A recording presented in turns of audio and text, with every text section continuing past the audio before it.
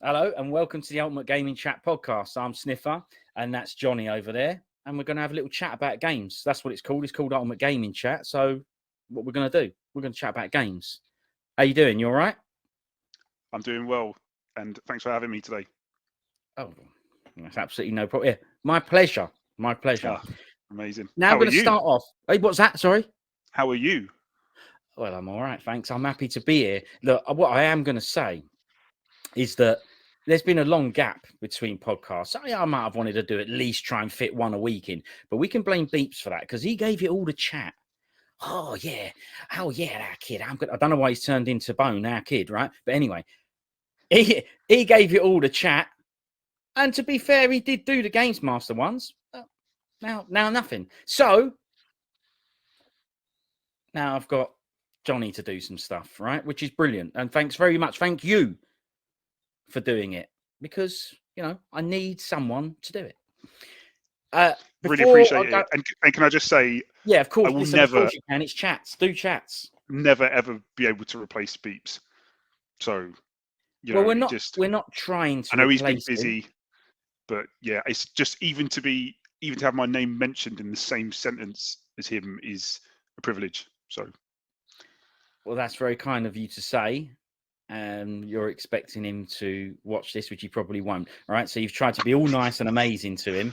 I would say that anyway, mate. I'd say it anyway. Okay. He's the Well, best. We both know he's best. So, he is yeah, brilliant, right? He is yeah. brilliant, but he ain't brilliant because he ain't been doing any podders, so he's crap. So, but before I go on, it's been a while. So these people are going to be from some time ago, right? But I am just going to read out a few of they're not recent anymore, but a few of the last lot of subscribers that I've not shouted out and said thanks to, right? We don't get many. So I'm going to say thanks to the ones that we do get. The first one, this is probably my favorite one, Paul. Well, that's it. Oh, yeah, that's it. Paul, right? So look, there's definitely plenty of Pauls out there, but you know which one you are. So thanks, Paul. Then we've got, here's a good one, Neo Geo Freak 2004. They sound amazing, huh? that's a brilliant name. Right, exactly. I like Then that we've one. got, then we've I got like somewhere. Paul as well, of course. I like Paul, Yeah, but no, Neo Geo, listen, Paul's a classic, right? yeah, but You yeah. can't go wrong. So thanks, Paul. Thanks, Neo Geo Freak 2004. I'm guessing you like Neo, and so do we. And then we've got Don Powers. Best. Brilliant name. Brilliant name, brilliant bloke as well. So yeah. Then we've got, now it says Gareth Tate, but I know who this fella is, so I'm going to wind him up a bit. And it's Gartef Tate, also known as Roofs. And if Bone wants to refer to him, he'll call him either Mater from Cars or Car Teeth, which is even more nasty. But that's not me. Roofs will say we were giggling in the corner, and I might have found it a bit funny, but I'm not the originator of the Car Teeth, the Mater, right? But that gives you a clue of what he might look like. Imagine looking like a car with teeth. Anyway, there we've got. Yeah, okay, but he'll know. He'll know though, right? That's fine. Then we've got Kunga's one. That's a good one. That's a wicked name. Kunga's one. Thanks, Kunga's one. And we've got DRGD Retro. Well, he's brilliant. He's retro. Yeah, it's wicked. So we'll have that. Then we've I got. wonder what the Listen to this one. DRDG is for, though. DRDG. I think it stands for. Well, let's see. The DR is Doctor. Doctor Good. DRGD. What do you think it stands for? Then maybe he'll let us know. GD. Yeah. Oh man, no idea. Yeah. Let's come back to that one. You're the one who brought it up. Yeah, I don't know. Dr. Goodday. No, you can't do that. Mine's Dr. Good. You got to do your own. DRGD. What does it stand for? Yeah, Dr. Good Day. Like GD. Well, I said Dr. Good. It's two same. All right, just forget it. You brought it up. You ruined that one. Yeah, sorry. The next person is quite a good one. It's not what came before, which is a little bit like a saying. It's what game before. Well, that's the name. Yeah, that's the name of the subscriber. What game That's a before? great. I like that one.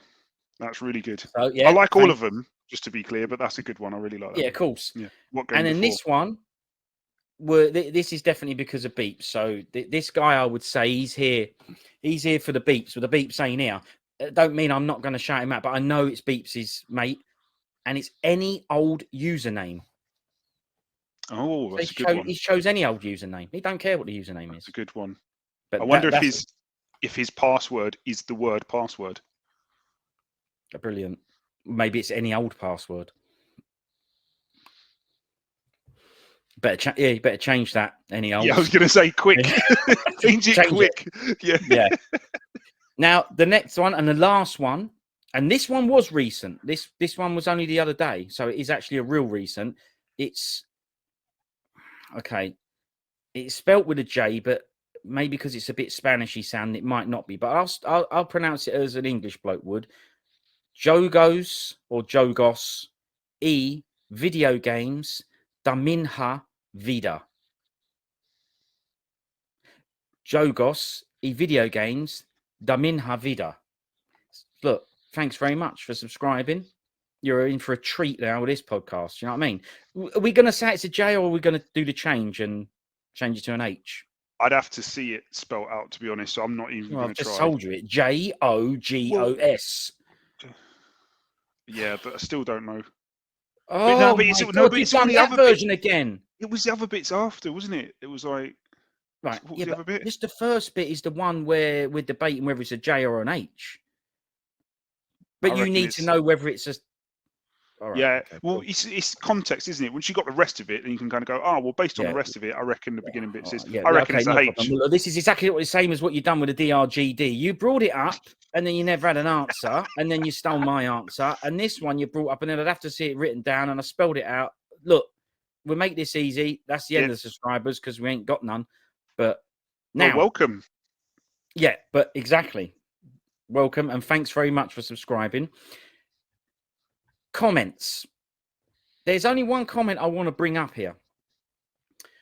A guy here called Christian Din, or D-I-N-H. I'd still pronounce that Din, no? Yeah, probably. Okay. Yeah. He commented on Games Master episode 2 podcast, right? And in that podcast, this is the reason I'm reading this comment out, is because I had a question for you. In that podcast, we discussed a bloke who did a challenge on a game. And not only did we question whether it was his literal first go, or was it all edited, and did he come in and have a few goes and that's the one they used. We questioned that, only because we didn't know. We ain't saying he's crap at games, we just didn't know. Yeah. But he's an old contestant who's got a golden joystick from back in the days on the original series. And they said, if you lose this challenge, we're going to smash your joystick up. His old one? Correct. You don't get the new one, and we're going to take a sledgehammer to it. And me and Beeps again said, really? Would they really smash it up? Right? So this guy commented, Christian Din, thanks for commenting. All right, lads, I heard that Cuphead Challenge guy, that's the game and the bloke, did complete the challenge first time, and they really were going to smash his joystick had he had lost. So thanks for the update and everything. Brilliant. I don't know how he knows, but, you know, he's giving me some update there. I've got a question for you. If you were that bloke and you won a golden joystick on the old episodes and you went on the new episodes and they said, if you lose this challenge, we're going to smash that stick up, would you put the stick on the line? Me? Would you risk it getting smashed up, or would you go, no, forget it, I might lose? You asking me? I'm asking you. Me? Put yourself in his shoes. Man, that is tough. It is, isn't it? I thought it was. Yeah, it's really tough. And I'll tell you why. Because, and I can't win with this, because it's simply, if I had been on Games Master back in the day, right, which would have just been such an amazing experience, and you know, like that's like a 1 in a million to have made it on there. Well, it's not 1 in a million because there was more than one person that was on there, and there was more than 1 million people that have probably seen it since then. But if I was lucky enough to be on there, lucky enough to win a challenge, lucky enough to get the joystick, and I took it home, and I also then held on to it for that period of time, Oh yeah, he still had it. He brought it in with him. Yeah. right? Then Yeah.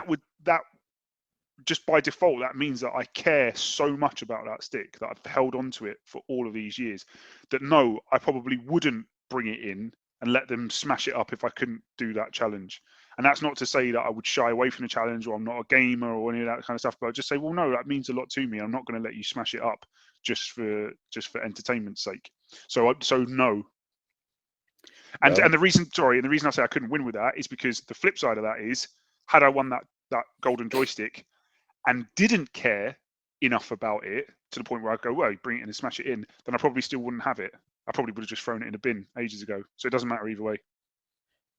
very deep, profound thought process, and I like it.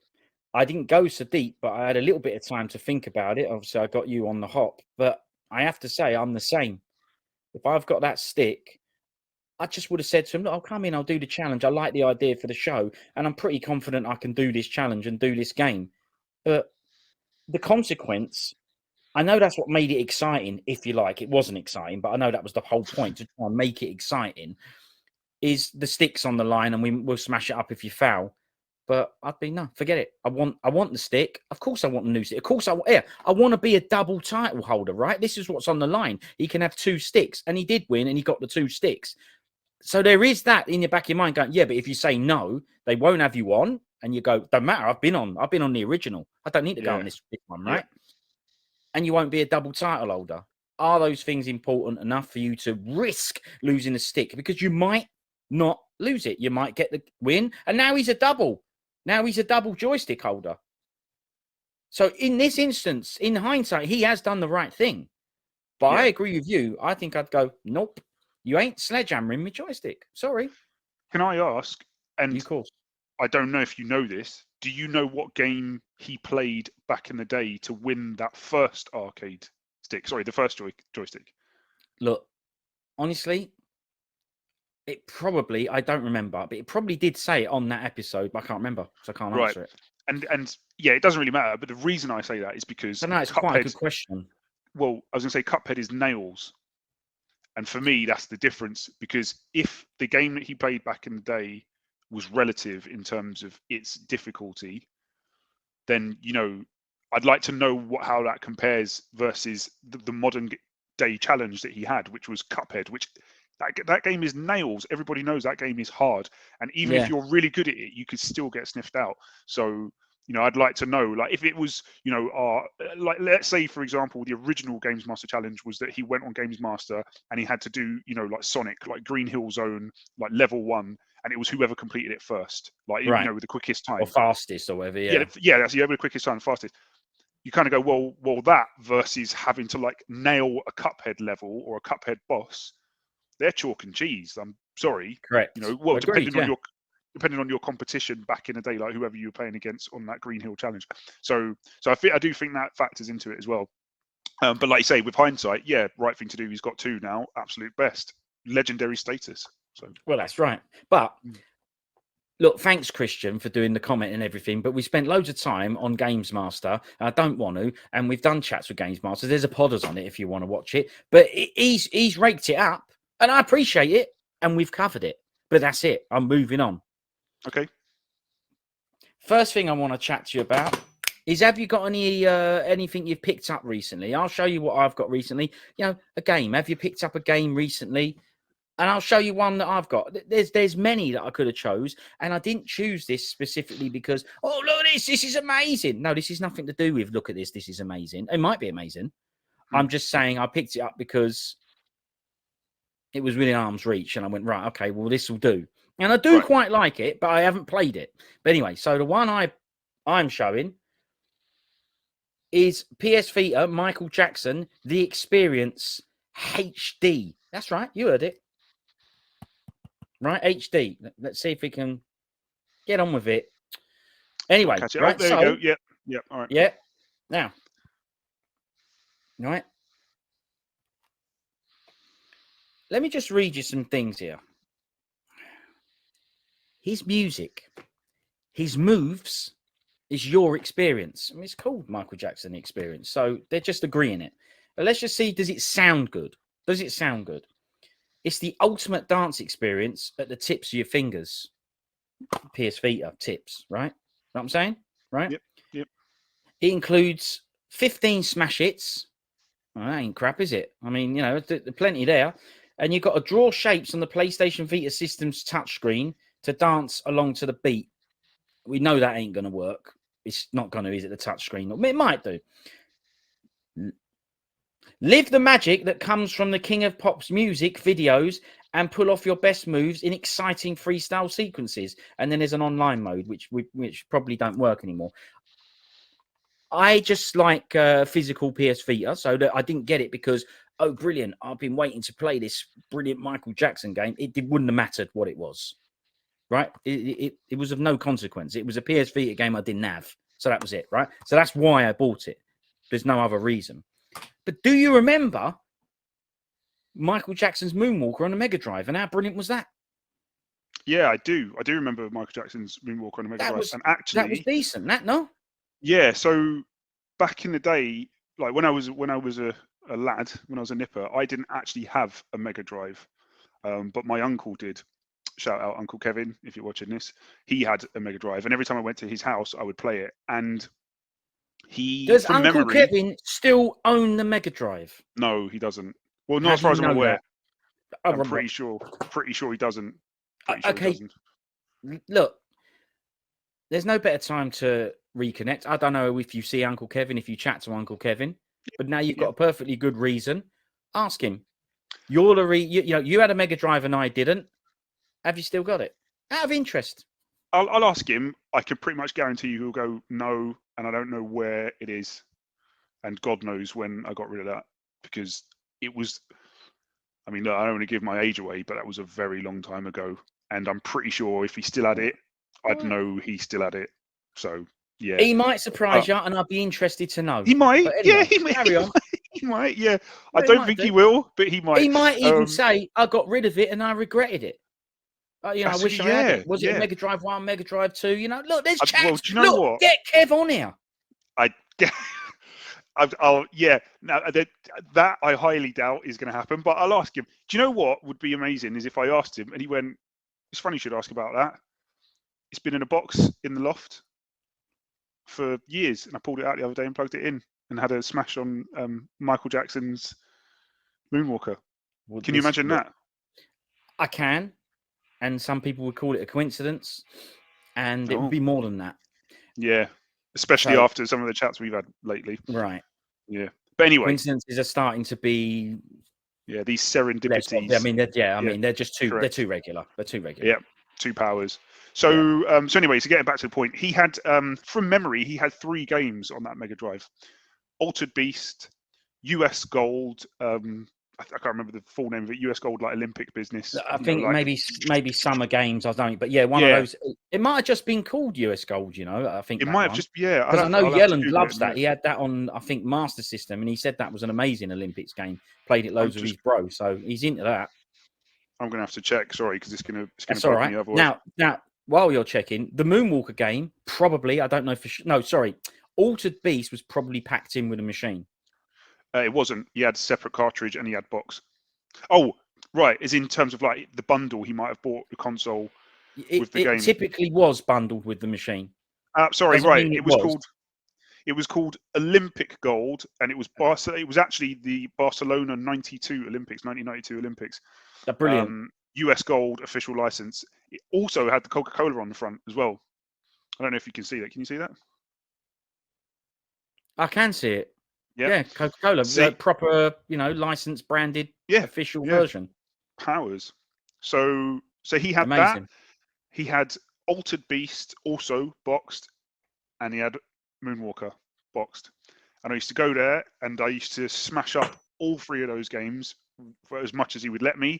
And I tell you, that Moonwalker game, the memory I have of firing that up, and that first bit where he kind of walks through and flicks the coin into the machine, and then it all kicks off, will live with me forever. And when you're getting everybody to dance together and all that, oh man, great game. And I also remember that game was really, really difficult for me at that time. I struggled to play it. I wasn't old enough to play that game well. Not the same way that I could with Altered Beast and Smash It Up and Olympic Gold, where you just do the buttons or whatever and jump. And but yeah, love that game. Great music, great pack shot, great product.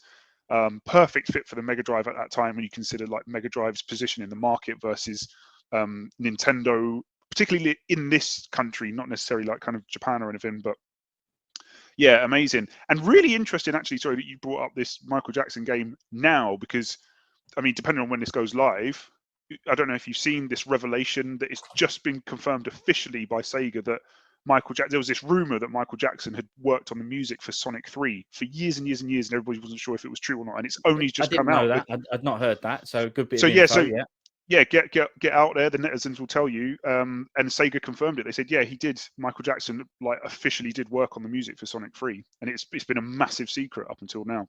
Well, hang on. And the work he did on Sonic 3 was released with the game. It's on the game. And it's in the game, yeah. As far as I'm aware, he did it.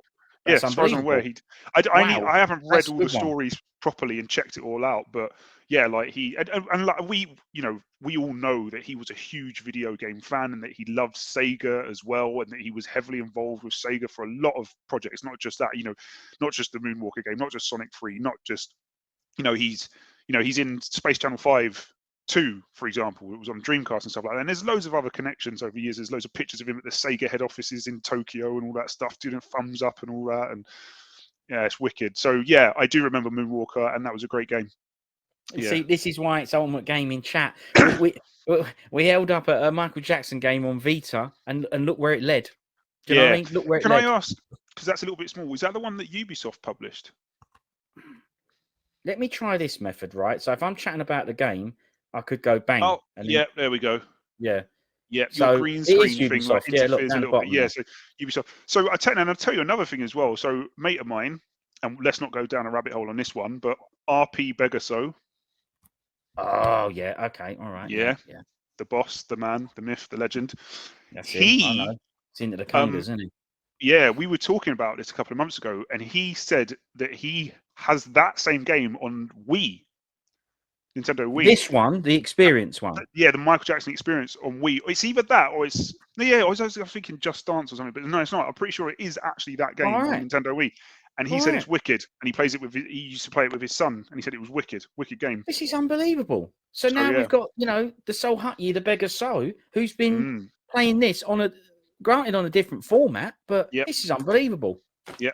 But more coincidences, is it, that one of the 3 games that Uncle Kev had was Moonwalker, and I brought up this game that's led us on to Moonwalker, and the Soul Hutty's played, has played this on the Wii. Yeah, all right, yeah, great one, yeah, nice one, yeah. More coincidences, eh? There we go. Okay, there we go. And brilliant, can I just add as well? Yes, of course. That and I know it's controversial now because of all the stuff that's happening about Michael Jackson now that he's passed away and all that stuff. But I don't care, right? He was wicked, like musically and he was wicked. And I'm really, really fortunate. I got to see him live in Wembley when I was younger. And I know not a lot of people can say that. And I'm not going, I went to see him live at Wembley when I was young. But I'm really, really glad that I had that experience because it was wicked and I'll never forget it. And he was best back then. So well, to be honest, he didn't. I was going to say at his pinnacle, at his height, but he didn't do bad holding on to that, did he? Yeah, I mean, faded towards the end and stuff. Some of the music wasn't as good. He wasn't quite able to kind of keep up with the way the music industry was going and music and all that kind of stuff. But he still, I mean, definitely a good one to say. You've seen him live. You're right. Not many people can say. Well, I say not many people can say it. I mean, I bet that concert was rammed full of bloody thousands of people, right? Not a spare seat. Yeah. Yeah. Right. Yeah. So then maybe there is loads of people that can say it. There's at least, I don't know, we probably had 10, 20,000 in that arena, right? And that was just one show on one night, At one point in his career that spans 20 years. All right, fair. But anyway, I can't say it. I've not seen him live. So yeah, it is a good one, and it's also particularly good because he's no longer with us and all that, and he's such a historical probably one of the most famous blokes ever. Everyone knows who he is. Yeah, people always talk about this bloke. Globally. This footballer. Yeah, he's famous, and I say, well, I've not heard of him, so he's not. Somebody not into football, it doesn't matter.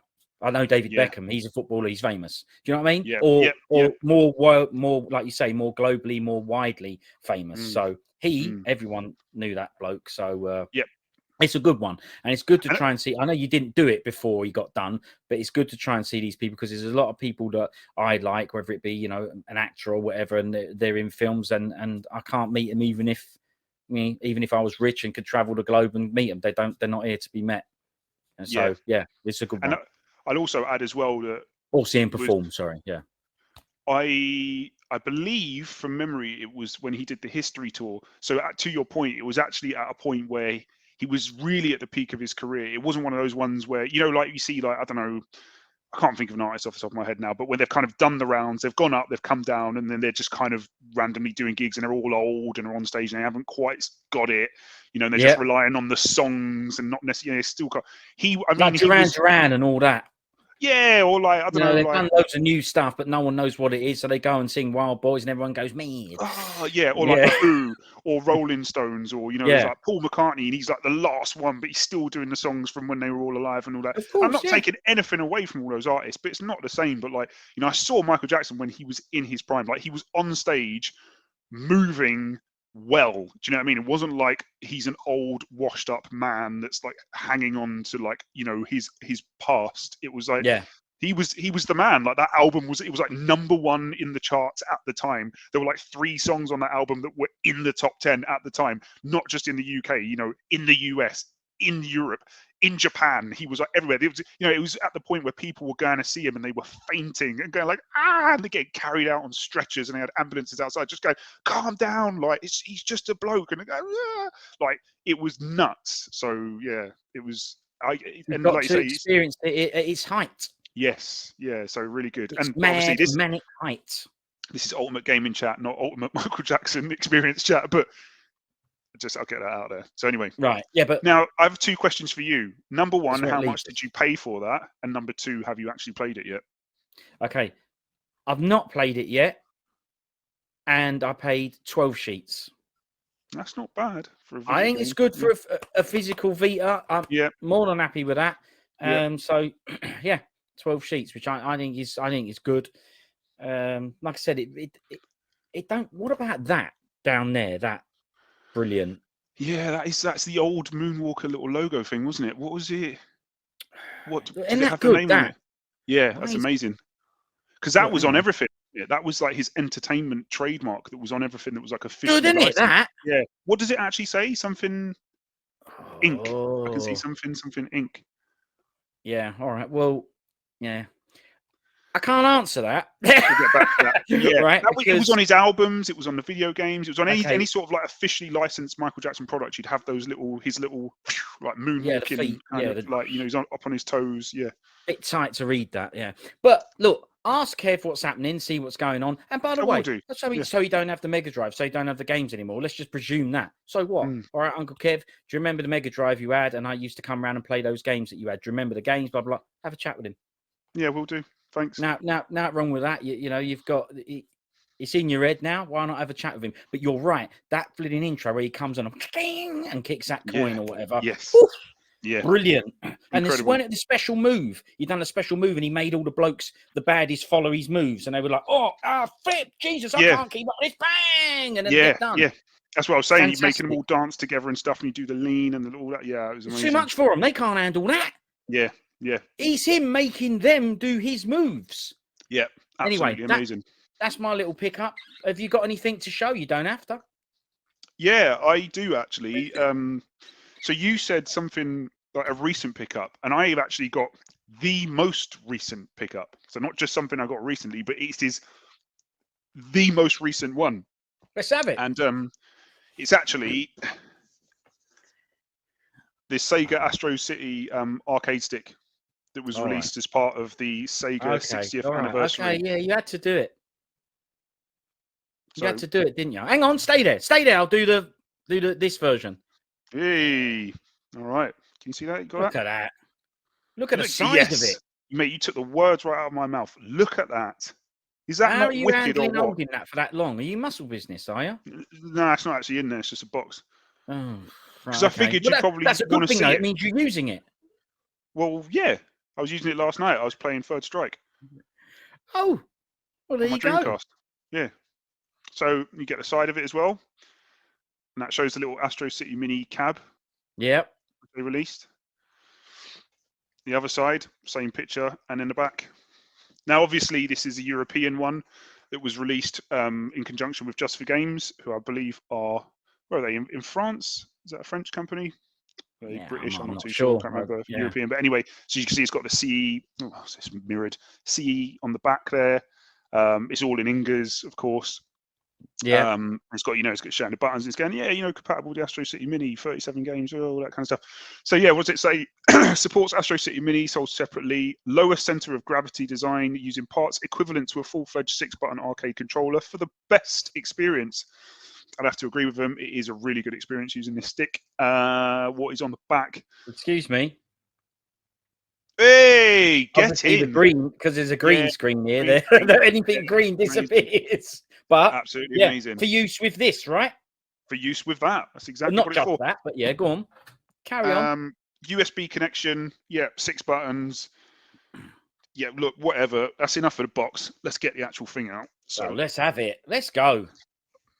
bam, All bam, right, hang bam, on. bam, Go for bam, the bam, first one. bam. And that is Yeah, brilliant. Oh, you've the still stick. got the plastic protective Oh, strips mate, down yeah, it. of course. They're staying on for as long as possible. So, Yeah, until they get dirt. Yeah. yeah, don't want to get dirt on there. Now, like what you said in terms of, like, is it muscle business? This stick weighs a ton for what it looks, like when you look at it and you kind of go, well, there's not much going on there. It weighs a ton and it's a sturdy stick. When you've got it, it's solid. When you've got it on your lap, it doesn't go anywhere. It's beautiful. I cannot rate this stick highly enough. I mean, there's loads that you could pick out about this stick. It's like, oh, well, it hasn't got a home button. It hasn't got this. It hasn't got that. It hasn't got 8 buttons on the front. So you could do like shoulders, like triggers, like, yeah, whatever. It's got what it needs, right? Start, select, or credit, more specifically, and 6 buttons, for all the games that actually matter. Sandwell parts out of the box. It's wicked. Honestly, absolutely amazing. But it is sheets. That's like £145 worth of stick there. And obviously you can get a lot more for a lot less. And just real quick while I'm on it. So, as I say, that was released by Just for Games. For those of you out there that know, Sega did release a pink version of that one. And we've had this chat before when I told you about the drama that I went through trying to get hold of the pink one. It's very expensive. Well, at the same time, roughly around the same time, I also ordered the green button one because that was the one that was available. So I've got that as well. Right, okay. So did you get the one? Did you get 2? What did you do in the end? No, I just got one. Because, like you said, it was, of course. It was about we were talking about 135 at the time, wasn't it?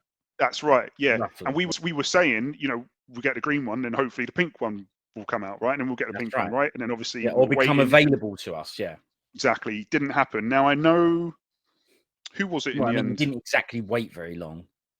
Yeah, I waited about 2 days, but it doesn't matter. I still waited. That still counts as waiting. Just not very long. That's all, yeah. Who is it? It's not P-Cube. Who are the company that had it? You sent me the link and you went, look, they've got them back in stock here. Oh, Fun Stocks. Fun Stock. There we go, Fun Stock. So they did actually have that, and they did actually get the pink one in, which was really annoying because I'd already tried to order the pink one from eBay from France. And do you remember I got done by the new, like, oh, Brexit, anything over £145, you got you got blazed, So that never turned up, did it?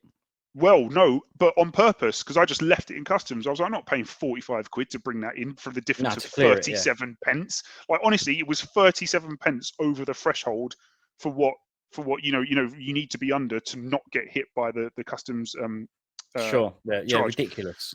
Yeah, so but look, there's got to be a cut-off at some point, though, right? I mean, well, yeah, but they should have just made it 37 pence more. Should have given me a little bit of wiggle room, shouldn't they? Well, yeah, I agree. 37 pence. Look, someone should have looked at that and gone £145 and 37 pence. I'll tell you what, give this guy a squeeze.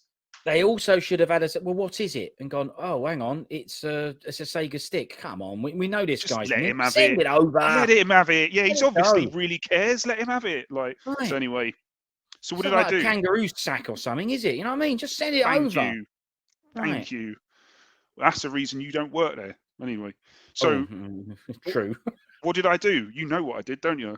I went to arcadeworld.co.uk, best blokes, and I just bought pink buttons and a pink ball top and just swapped them out.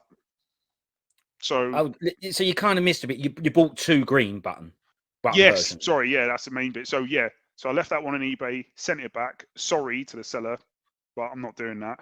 Anyway, bought another green one, then just got pink buttons and a pink ball top and just switched it myself. So now I've got a pink one, a green one, proper Astro City Mefs. Happy days. Brilliant. Happy man. Look, fantastic. I love the fact that you found a way around it. Right? I've got a question though, because I haven't done that method yet. And of course I want pink buttons version as well. Happy to have the green buttons, but of course I want both, right?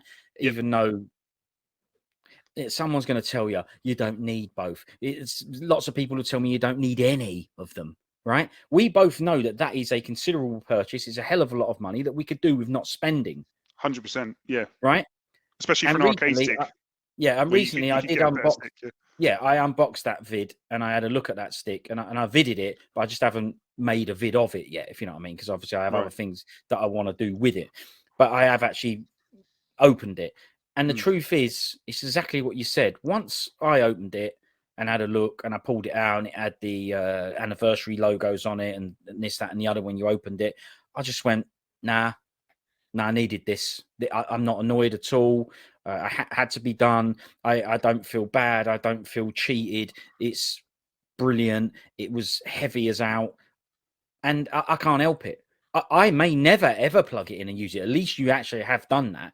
And it didn't matter. I still need it. And I didn't then go, okay, well, that's that then. I don't need the pink buttons. No, I still went, well, I need the pink button version as well because it exists. And that is all there is to it. I don't need another reason. But all the branding on it and the box and everything was amazing. But this is my question. And I think I know the answer, although I can't know the answer because I've not seen it. But if you've bought a double green and changed it and converted it into a pinks, and by the way, looks amazing. Good job, right? Thank you. But if you buy the pink, is the box different, or are we saying one box for both sticks? I mean, we don't know the answer, right? But well, yeah, no, that's a really good question, and I do know the answer to this, but there is something that I don't know the answer to. Because when I looked at the green buttons box, I looked at this and went, "There's no issue with having the pink button version in this green button box. I bet the box is the same, but I don't know that." So let me just quickly touch on a bit that you talked about before. You know, you hear about, well, I mean, there's a show, right? The X Factor. You know, there's loads of people on there, they're singing, they're dancing, but who's got the X factor? You know, that secret sauce, that special thing that you can't quite put your finger on that just makes them a little bit better than the other. And that stick it's like an X factor stick, to your point. Like, you know, there's nothing special going on with that stick. It's only got 6 buttons, yeah, whatever. But like you say, you get that box, you open it up, you take it out, and there is something about it that just goes ding, like, and you're like, oh, I'm so glad I've got this. I'm so glad I bought this. I'm so happy. I'm never going to get rid of this. I don't even want to use it. And you don't get it with a lot of modern products, right? It's just, as my brother would say, mass manufactured crap. Obviously, we know that's mass manufactured to a point, right? We know that. But it's the mass manufactured crap that my bro says, right? And I'll go, well, it might be mass manufactured, but it's not crap. When I opened that, I went, okay, Sega's put their name on this. It's based on a Sega arcade control panel. And it feels like that. It feels like it isn't outsourced to another third party and going, can we make this stick for you based on your old control panel? And they've gone, yeah, do it. And then they go, well, it's not very good. It's licensed, but no. You can see and feel the care that it seems to me like a true Sega product, you know. Yeah. I to me, it seems real. It seems legit. It looked and felt amazing. So yeah, I loved it. Perfectly summed up, because that's exactly what I was going to say. Is it there is this, and it goes, that's the X factor. You kind of take it out and you go, there's something about this that's different. Like you say, it's not just a licensed product. It's not just, we'll just make a thing and it looks like the Astro City one. There's some care has gone into making that stick look and feel the way it looks and feel, and it's really good. And just on that, before I get to the other point about the buttons for people that know. And I felt that. I went, they know, and they know that I know, and they know that you know. Yes. And someone that they know that we care. Well, exactly. I'll buy a box down and kit. Yeah, that's the thing. I could tell that they knew I would care. Yeah. About how it looked and how it felt. And I 100%. And I'd rather pay more for it. And they could have done that stick, as we know, for 50 quid. Right?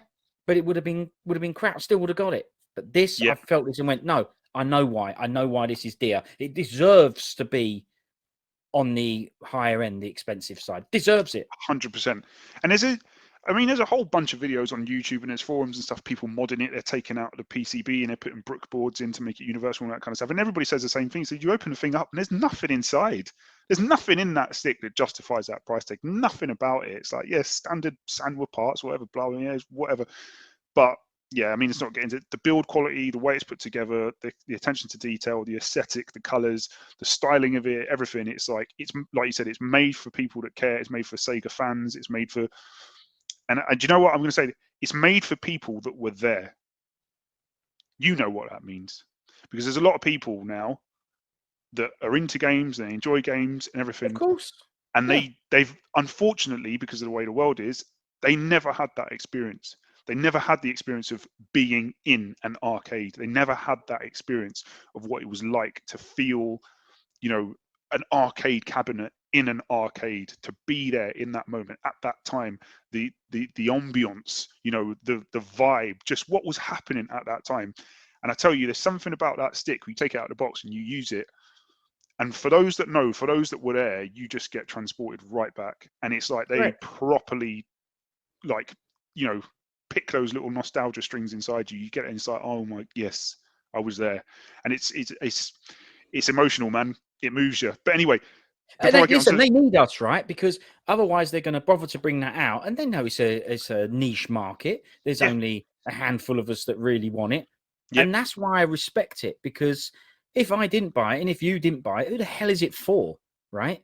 Because like you said, someone will just go, well, like you said, it ain't got a home button. It hasn't got 8 buttons on it. It's got no triggers. It's got no this and that. So they'd obviously go, well, that's crap, because I can get a much cheaper stick if I want to, and it's got way more features. Well, this isn't for you. That's exactly it. That's exactly it. The reason I respect that so much is because it's not for them, and there's only a handful of us. They still made it. Thank you. And for so the 60th I had to anniversary. Get it. Yeah. Mate, it's all tied together. And I'll tell you a really interesting thing as well, just on that. I'll try and just grab this real quick. Hang on. Now, I have this stick, which is like my ready-to-go stick. Right, yeah. The one that's out of the box, that gets plugged in, gets bashed up, gets used. That's the one. PS3, PS4, works on PS5. I can play Guilty Gear on PS5 and all that. Yeah, you know what I mean? It's wicked. It works across 3 consoles. I don't need any adapters, all that kind of stuff. It's like, brilliant. Wicked. Yeah. Wicked stick as well. Yeah. That's a wicked stick. For people that have got this stick. One. I have other ones, but I don't actually have that one. Yeah, there's a lot. I mean, Mad Catz have done a lot of TE sticks, right? And I think it's universally agreed that, going back to that point about X Factor and the way things feel, there's something about those Mad Catz sticks, right? There's probably like 2 or 3 of those TE sticks where they just feel amazing. I've got other sticks. I've got like really good Hori ones and stuff like that. Something about some of those Mad Catz TE sticks, like the hollowness of inside, like the balance of that with the components and stuff, the way you tap it, you tap the buttons, you feel it, touch it. There's something about the feel of those Mad Catz ones that I really, really like. And there's a lot of people that feel the same way. You get on the internet, you'll find out. But anyway, great stick. And at the time when I was working, buying peripherals for video game shops and all that, obviously I dealt with Mad Catz at the time. And it was right at that moment where they went, we're going to start doing. I was dealing with them for years, by the way, but I'm saying I was there dealing with the company when they said we're going to start doing arcade sticks, and they loved it when they came to, at the time I was a buyer, coming to someone like me, because they put it on the desk and went, we're going to start doing these, and I'm the perfect guy, right? Yeah. You could have put that in front of one of the other fellas in the office who works in the games department who don't even like games, and they would go, okay, then we'll put it in the top stores, or we're not going to bother with this at all, or what's an arcade stick? Yeah, me, I loved it. I respected it. It was brilliant that they did it, and I don't know why Mad Catz took that on as a thing to do, that sort of market. Well, but they smashed it. Yeah, I'll tell you why, actually, because I was in the exact same position, and funnily enough, around the time that they did that was when Alex Very worked there. So Big Boy Barry, who was from Games Master, right? And he working there. Now he wasn't an account manager or a sales guy, but he was working with product development. He's like a PR bloke, wasn't he? That's right. And he was doing a lot. He was the mouth. He was And the fair hype play, man. that's his thing. Yeah, Yeah, he was a a hype hype man. man. Brilliant. And I met him a few times, both at offices where I was working as a buyer, but also at the Mad Catz office in Milton Keynes at the time. I think it was in Milton Keynes Yeah, they were based. that's And right, Milton Keynes. Yeah. and it was the same thing. And I remember when they cranked it up to 11, right, as a business, where they were like, games is exploding, accessories is exploding. And around that time, there was a lot of hype off the back of the Evo event, which I think was it 2004 Yeah, I'm not Evolution sure. with Justin Wong and Daigo, the infamous Ken versus Yeah, because Chun-Li these guys Barry has a moment. hand in the Yeah. outcome of these sticks, right, and And there stuff. was Yeah. there was a natural evolution from all of that, where they were going, this Oh, is Evo. blowing up. Yeah, that was it, Evo. Evolution. Oh, yes, I didn't even realize what I did there. And there was a natural evolution off the back of that, where Mad Catz were like, we think something's happening. And there was a lot happening at the time, like Turtle Beach was becoming a thing, and people going, gaming headsets. And there was a lot of things that were kind of these things that were considered really niche products, and for the super hardcore prior.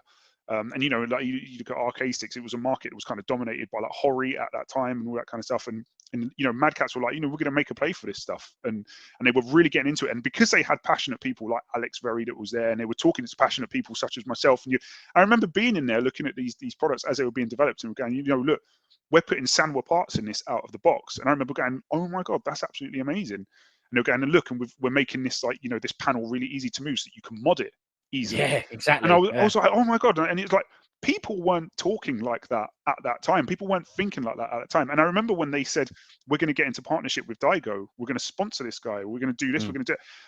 And you look at what's happening in the industry now, and it's like, yeah, whatever, because it's just everywhere, right? And the internet is just, but you have to think, this was before internet, social media, smartphones were a thing. Like, that didn't all kick off until like 2009, 2010. This was happening back in 2002, 2004. So it was long before all of that. This was like hardcore communities, hardcore circles. These were people that were going down to LV. These were people that were going down to Casino on Tottenham Court Road. These were people that were in Trocadero, in that little fight him ups bit underneath the the playland bit. Do you remember that little bit? And he had that little bank of Astro Cities sort of back to back, and they had all the hardcore stuff in there. This was around that time when there was like, it was a tight knit community. I remember they would have like ranking matches down at like O'Neill's pub, in like off Russell Square and stuff like that. And I just remember that community at the time. It was like, it was unreal to think that all of this stuff was developing and was happening with someone that was as big as Mad Catz, and that they were taking it seriously. And it was because of people like me and you that these things were even available in shops throughout the UK. Yeah, because we wanted it. To your point, if we hadn't supported it, they wouldn't have even been available. I remember. I'm not going to get into it, but we could go on for ages. But anyway, I'm going off piste here. But yeah, really good time. Really glad that it even happened, because it paved the way to everything that exists now and all the stuff that's out there now. You've got people like Nakon in the business with the digest stick and all this other kind of stuff, and it's great. Like, choice is great, competition is great. It pushes things forward. It's amazing. But anyway, getting back to my point, that Mad Catz stick is a great stick. I use it all the time. I love it. It's a great stick. And like I say, it's my default stick. And not only do I have that stick for playing on PlayStation, I also use that with the Brook converter for my Saturn and my Dreamcast, right?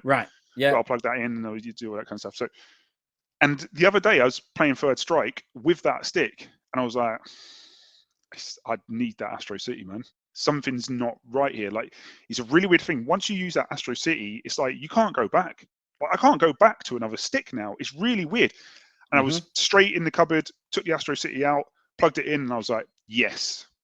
And now it felt good, right? I cannot put it back in the box. I can't use that Mad Catz stick to play Third Strike on my Dreamcast. It has to be that Astro City. You don't want the other buttons in your way. I don't need it in a way. Six-button game. I want a 6-button. Sega branded, and it's on a Sega Dreamcast, and it's Sega Saturn, and it's right next to it. And if you're just wearing your pants, you've got cold metal on your legs. Oh my, mate, same thing. There's something about it. So anyway, I've gone off track here, but I just want to say there's something about that stick which is very special. It has a spirit. It has an aura that does it. It's not present in my other sticks. So anyway, you asked about the pink buttons in the box. Now, unfortunately, I feel like Sega have missed a massive trick here, because And I get it. We all know how this stuff works. We know what it's like to try and produce a box out of a factory, to change one color, to change one Pantone, to change a little bit of text on there. It's a You've got niche to do little market. We're lucky we've got this thing, in my right. opinion, right? Yeah, it costs too much money to make a different box and all that kind of stuff. I get it. So what they've actually done is Because they every shipped business is about making money, ultimately, right? isn't it? So Yeah. even though they might not make loads out of that, and go, that's what I'm saying. It's like a fan piece, right? Yeah. And You they still may got not make loads out of profit, it, right? yeah, right. But Yeah. you still got to make a profit, Yeah. and Still got to make somebody's a drink. got to give sometimes. But go on. Exactly. And in that instance, this is the box, which I've shown you already. It's got green buttons on it, blah, blah, blah. The pink version of the stick, which is actually called, it's actually hot pink, I think is what they call it, Okay. is the exact same box. And all they've done is they've just put a sticker, a little roundel sticker there. This just says, it's there, that just says hot pink or like pink version or something. I can't quite remember. So that's all they've done. So they've just stickered it in the warehouse. The box is exactly the same. Well, So the moment yeah. I found that out and was like, well, the box isn't fundamentally different. It's just a sticker. I was like, do you know what? I can probably kind of live with that. I should have known that you knew, right? Otherwise, you would have gone, I can't modify this, but essentially you're buying exactly I had to get the pink thing. box, wouldn't I? I would have had to get a pink. Yeah, that's what I'm saying. Right. This is that's my dilemma. That's my delay. I'm going, well, I need the pink version. Look, I might still just get the pink version raw, and I don't have to do any modding, right? Of course. But it was important to me of how much do I need the pink version for the box as well, because if the box is different, then it's fine. But now that's the whatever European release of that stick. What about if they release that in Japan? Is the pink and green button box the same? I mean, it's the exact same thing in Japan, and it's the same thing. It's just got a pink sticker on it. Now there is one thing that I haven't been able to verify. One thing. You ain't got that pink sticker. All right. I'm just saying. Well, okay. Well, there's two things. I'm just saying that's all. I'm not saying you're bothered. I'm just bringing it up. Two things. Now, don't get me wrong. I'm lying if I say I go to bed at night and I sleep well, knowing that I haven't got that pink sticker on there, because I do lose sleep over that, and I'm like, well, I know what I'm thinking, so I know what you're thinking, right? Yeah. Anyway, just saying. And we all know that pink sticker version is coming in soon at some point in the future. At some point. But anyway, so just saying. But here's the other thing. So the pink buttons that I got from Arcade World are like their standard, pink buttons and pink ball top, right? Right. I'm pretty sure, but I don't know this for sure, I actually think that the type of pink that is used on the buttons and the ball top on the official pink version of that stick, right, I actually think it's a slightly different shade. Oh my word, this is bad, isn't it? It is really bad. I mean, it's not bad, it's good. It's bad because, I wouldn't say you cut corners, right? It was a bloody expensive green button stick that you modded. Well, of course, yeah. Hang on, let's have a little... You look at this. I'm looking. As you can see, they've got a kind of, almost like a pastel-y pink. I know what you're saying. It's pale. Not hot. Pale. Yes. Not hot pink. Not hot. Now, if you look at the product images of the actual pink version, I'm convinced that the pink on that is a little bit more red. It's a little bit more it's a bit more hot. Yeah. It's a bit more hot, right? It's a bit more spicy. But I can't verify it because I haven't actually properly seen one in the flesh. And that is why that stick is going to come in eventually. A, because I need to be able to verify if those buttons are the same shade of pink. And B, because I need to make sure I have that round sticker on the front of the box, just so I know I've got the official pink version of that stick. And ideally, I'll get the Japanese version of it that's got the Japanese text on, because I don't want the Ingas one. I don't want 3 of them, at least, anyway. No, I know what you're saying. It's even better to go, well, how do I get around this? It's like, well, I'll get it, but I'll get the Jap version. Yeah. And then you've got that edition as well. It's exactly the right move. And can I just say as well, so you've got the Astro City Mini console thing. I've also got that. The PAL version, my one's just for games, PAL version, same again. And I think mine is as well, yeah. But if you check online and look at the Japanese box for that versus the UK, well, the PAL box for that, although the overall design is pretty much the same, it's not. And on the Japanese one, on the front, like where it actually says Astro City, it's got it written in katakana on top, and the design is ever so slightly different. And it's different enough for me to not be able to rest at night knowing that I've only got the PAL one. So the Japanese version of that has to come in as well. And we all know that there's obviously the pink version of that as well, and there's going to be the vertical version, which is that out now, or is it just about to come out, which has got all the shoot 'em ups? I think it's on its way out. That's coming next, I think. Yeah, so there's that as well. No, but anyway, what I mean by that is you don't know this, but we're going to have a chat about that in a minute. Okay, well, because I don't tell you what's on the agenda, but it's on the agenda. All right. Well, that's my recent purchase. I didn't know you were going to bring that stick up, right? I didn't know that. That's right. That was a complete surprise. I didn't know that. I just said to you, look, if you want to grab something to show, you can grab something to show. As a matter of fact, I actually told you specifically, I don't want to know. Yeah, that was a complete surprise. Don't tell me it's another coincidence, another serendipity. What is this? Right. And right. Well, then you'll see when I do chats about the next thing, you'll go, oh, right. Well, well, first off, what's this doing sitting next to me? Well, yeah, that as well. Why did you just have that to hand? That's nuts. They were anyway. Ridiculous. I agree with you over the times. Let's just wrap this bit up, right? I agree with you about the times. They were amazing. There was like you say, the casino downstairs, the Trocadero. A little bit later, it went to the Namco station near Soho. That also had a wicked fight 'em up section. Wonder Park. Yeah, that's right. Great Windmill Street. Yeah, that's it downstairs. I think that was amazing as well. That place changed my life, man. Honestly. Yeah. Yeah. There was also, we had competitions, they had tournaments on Tottenham Court Road, so the casino, but a bit further down towards the actual Tottenham Court Road end, there was an arcade there where me and Beeps used to go in and play the bear. It was called like a fruit machine on our lunch. That place, we had, you do know the place, it had Capcom vs SNK in there and all that, right? And it was at that end. It was at the, Wait, Tottenham Court Road end or the Warren Street end? No, the Tottenham Court Road end. Oh, mate, my door's just gone. Give us a second. Hang on. It's real life. Sorry, yeah. There he is. Right.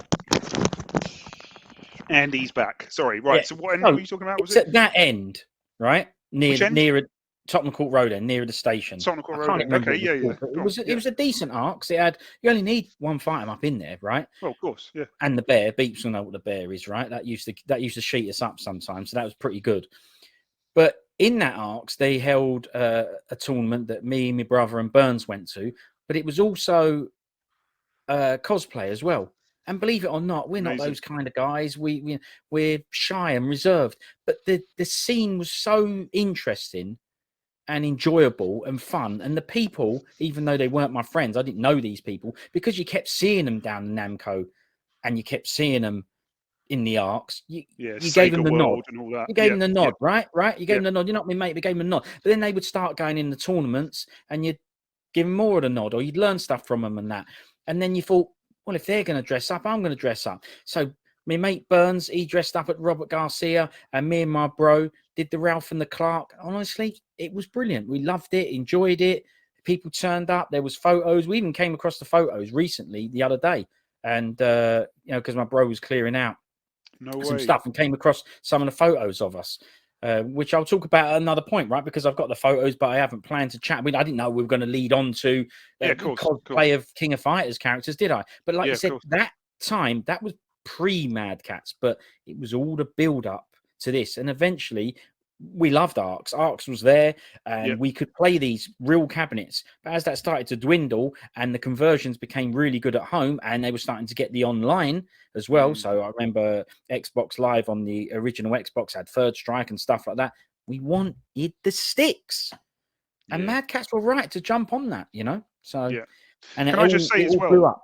Yeah, just on that, because we need to do a podcast talking specifically about the arcs in London at that time, because I'm sure both of us could talk for hours on end about that. Yeah. Love to share. Sure. But on the cosplay bit as well, because again, it goes back to my point where it's like, it's a dime a dozen, and everywhere you go online, there's people doing it all professionally, and everyone knows what cosplay is now. It's like, whatever. But back then, that was a rarity to see, and it was very hardcore. And there was a friend of mine who was a huge King of Fighters fan, and she played with Kyo all the time, and she would play with the black gloves, like leather gloves with the fingers cut off. I don't even know what they're called, whatever. And she would actually do that. So as he came on screen, she'd put the gun and go, yeah, and then put her Never. hands on the stick. Mate, 100%. 100% she used to do that, and I always remember like my jaw used to hit the floor and just go, man. Still know this person? I don't actually. We fell out of touch because that was, again, it was before the whole kind of smartphone social media. I'll add you on this and all that. Easily You done. have people's numbers. You lose your phone. You lose your SIM card. You lose your Yeah. number. You fall out of touch. That was what happened, right? And I also remember being in Wonder Park, Great Windmill Street, same again. So Namco Station, Wonder Park. Well, it wasn't Namco Station, it was just Namco Wonder Not Park. the one on the South Bank, which has No, gone not as well now, by the way. Yeah, and wasn't even that good, but it was good. Yeah, but no, it wasn't. was But it? It was anyway, all the redemption machines and all that yeah, crap. and like weren't real bumper arts. cars and all that. It was like, yeah, whatever, man. So there's nothing wrong with bumper cars. I don't want people Bumper cars hating are all on good, us but it's in the not what I comments. want. But thanks, right? But yeah, original Wonder Park, and I don't know if you remember, like they had all the fighting games that were downstairs first. Downstairs. So initially, when you walked in at the top, they had the massive Ridge Racer cabinet with the kind of curved cinema screen, and that was kind of the thing that attracted people in, and people go, oh wow, what's that game? You could sit in an actual Mazda MX-5, do you remember? And drive the car and all that kind of stuff. And I remember when Tekken first came out in the arcade, and what they did, they had a sit-down cab. Well, I can't remember the name of the cab now, I'll have to go and check. But anyway, one that you sit down. There's a massive rear projection screen, and they had that actually at street level, and they had pulled it to the front of Wonder Park. So they would open the doors of Wonder Park, and that cab was there, like almost half in Wonder Park and half on the pavement. Do you know what I mean? So you just sat there, and that was in the summertime. You'd go in and sit down and play Tekken, like literally on the street. Do you know what I mean? Wicked. Like on road, right? And that was when it was brand new, like Tekken. This was before the PlayStation came out. All this kind of, it was like Tekken. Like everyone was like, "What is this game?" And it's mad. Look at the animation. Yeah, look at this. It's like real. Everyone's playing like martial law, like like Yoshimitsu. Oh, he's got a sword. Like it was wicked, right? But anyway, before they had that, they used to have all the fighting games that were downstairs. And I remember when Street Fighter 3 came out, not Third Strike, just Street Fighter 3. Was it New Generation? Was the original called? Yeah, or whatever? That's right. Yeah, anyway, New Generation, just the first Street Fighter thing. 3. Go down there, same thing. You see the same people you saw at Casino, same people you'd see at LV, whatever. All these people. And I always remember there was a guy there that would turn up every single week dressed as Guy, like full on red gi with the ripped off shoulders, and he'd actually cut them like zigzags on the side. And mate, I kid you not, he used to wear nunchucks around his neck, so they were like hanging down, and he'd stand there like that. He had the hair, the barnet, everything. And I brilliant. That just sticks with me to this day. I used to go in there, I would go, he is wicked. Look at that. Nunchucks around his neck, waiting. He's like, go in, put his pound down, bosh, like I'm next. Yeah, you see what I mean? Man, that's the guy. These are the people. They're the people. They're the one. If he's still into this stuff, which he must be, he'd be buying that stick. He's 100%. Another one. I really hope he watches this video. If you're watching this video, mate, that was wicked. I'd love to hear from. This is the thing. We're in a different age now. As you said, you lose contact with people that you don't want. There's one fella particularly that I really like. Always had his number. Always hung around with him. Definitely a real mate, not a non-real mate, a real one. I've lost touch. I don't do the Facebook and this, that, and the other. So, like you said, you changing. It only takes one thing, doesn't it? Changing your phone, changing your number, and then going, it's gone now, that contacts list. Yeah. And I didn't change it over properly, or the person changes their phone or their number, right? And that's it. It's gone. So that does happen. But nowadays, I'm not saying we would have, but I'm more inclined to say to chat. I'm older as well, a bit more confident and stuff like that. I was a youngster then. I'm not going to. I didn't go up to people and do chats. Right? None of us did. We were kids, if you like, teenagers or whatever, or early 20s, whatever it was. But now, I know I'd go, well, it's absolutely brilliant costume. How did you make it? What gave you the inkling? This, that, and the other. What games you like? It's different now, and very easy to keep in touch with people. Should you wish to, very, very easy. Very easy. Can I also add as well that, and again, we need to do a separate podcast on this. You have to remember what it was like back in the arcades, back in the day. It wasn't always a friendly place. It wasn't always like a nice, friendly vibe. And it wasn't necessarily because you were younger and you didn't have the confidence or that kind of stuff. You'd go in there and you could cut the tension with a knife in an arcade. Like the testosterone, the intent, you could feel. Yeah, bang on. Right? So sometimes it was. I see this bloke with nunchucks around his neck. I'm not chatting to him because I don't know how he's wired up. I don't want those nunchucks around my neck. Like, do you know what I mean? It was like, and you kind of forget that because, like you say, we're older now. You're more confident now. You get it now. The world's different now. Arcades aren't really around anymore. But back then, they were seedy places. They were dangerous places where it was like, you had some dangerous people in there, man. It wasn't just like, oh, I play video games, I'm a nerd, I'm harmless. No, like, no, you had people in there that would rob you, like straight up rob you. They had knives on them. They had nunchucks around it. I'm not saying the guy with the nunchucks around his neck was no, a of course guy, not. but on the contrary, he's probably showing us that he's brilliant. You know. Yeah, because he's like, look how much I love this game. I'm dressed as Guy. But you used to see stuff that would go down in the arcade and outside the arcades and stuff like that. We just go, man, I don't even know if I want to come back here next week. Like, look, honestly, you bang on. Yeah, I also was. I've got. You said, you see stuff. I've got stories. We can save them. I have stories. We'll do it a personal one as well of getting grief, right? Yeah, and seeing stuff, but actual one where grief came to me or whatever. Yeah, same here. So right. Yeah. It's real. It was like that. Like you said, most of the people were young and like dropouts. You know what I mean? It was like yeah. And it wasn't. I couldn't keep away from the environment because I loved the games, and these games couldn't be replicated at home at that time. And there was also the competitive element of putting your 50 pence down and having a smash on it. But you're right. You had to watch your back. You'd never felt comfortable. That's it. You never felt comfortable in an arcade. Nope. You can never just like put your bag down and just leave it on the floor or something. Like the way I could do that now. It's like, whatever. You touch my bag, I'll punch you in the face. Whatever. I'm not going to do it. But you know what I mean? It's not like that. The culture's different. Like people aren't in the arcades for a smash up. They're going in there and playing Dance Dance Revolution or like Pump It Up or whatever. It's a different kind of community. So anyway, like you say, you hit the nail on the head when you just simply said it wasn't a friendly environment. No, and it weren't.